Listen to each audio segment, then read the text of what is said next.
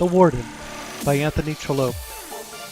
Mr. Harding was not a happy man as he walked down the palace pathway and stepped out into the close. His position and pleasant house were a second time gone from him, but that he could endure. He had been schooled and insulted by a man young enough to be his son, but that he could put up with.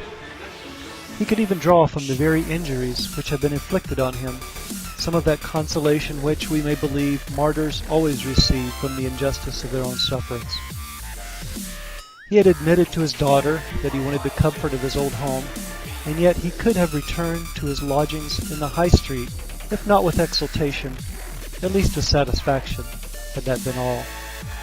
But the venom of the chaplain's harangue had worked into his blood and sapped the life of his sweet contentment. New men are carrying out new measures and are carting away the useless rubbish of past centuries. What cruel words these had been, and how often they are now used with all the heartless cruelty of a slope.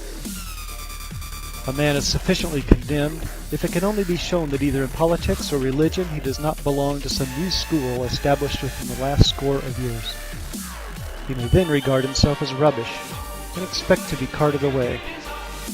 A man is nothing now unless he has within him full appreciation of the new era, an era in which it would seem that neither honesty nor truth is very desirable, but in which success is the only touchstone of merit. We must laugh at everything that is established. Let the joke be ever so bad, ever so untrue to the real principles of joking. Nevertheless, we must laugh, or else beware the cart. We must talk, think, and live up to the spirit of the times, or else we are not. New men and new measures, long credit and few scruples, great success or wonderful ruin, such are now the tastes of Englishmen who know how to live. Alas, alas, under such circumstances Mr. Harding could not but feel that he was an Englishman who did not know how to live. This is the new doctrine of Mr. Slope, and the rubbish cart sadly disturbed his equanimity. The same thing is going on throughout the whole country.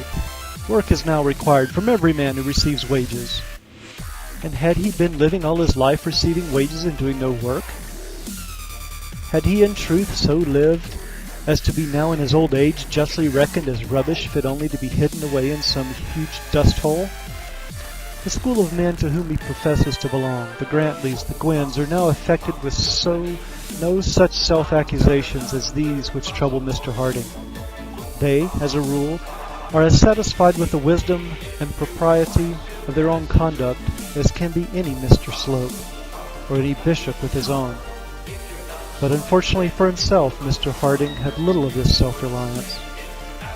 When he heard of himself designated as rubbish by the Slopes of the world, he had no other resource than to make inquiry within his own bosom as to the truth of the designation. Alas, alas, the evidence seemed generally to go against him.